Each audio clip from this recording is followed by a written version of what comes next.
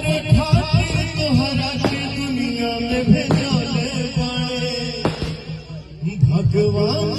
तो देख सकते हैं भाई ज्योति सिंह जी का अभी ये वीडियो काफ़ी ज़्यादा सोशल मीडिया पर ट्रेंड कर रहा है। जी हाँ दोस्तों, मैं आप लोगों को बता दूं कि इतना कुछ होने के बाद भी Jyoti Singh ji and power star पवन भैया जो कि दोनों मुस्कुरा रहे हैं। और देख सकते हैं दोस्तों, ज्योति सिंह जी आज एक शादी में पहुंच चुकी है और दोस्तों वहाँ पे कई सारे मतलब बातें हुआ है। और दोस्तों मैं आप लोगों को बता दूँ कि मेरे चैनल की ओर से सारे वीडियो फोटो सुनने को देखने को मिलने वाला है। तो सबसे पहले मैं चाहता हूँ कि अभी आप लोग पावर स्टार पवन सिंह जी का कुछ सॉन्ग सुनिए जो कि कल पवन भैया एक बर्थडे पार्टी में पहुंचे हुए थे और उसका कुछ ज्योति सिंह जी के लिए लाइन गाए हैं पवन भैया अपने मतलब आवाजों में। तो पहले सुनिए उसका कुछ फुटेज को। हमारे खातिर तोहरा के दुनिया में भेजले बाड़े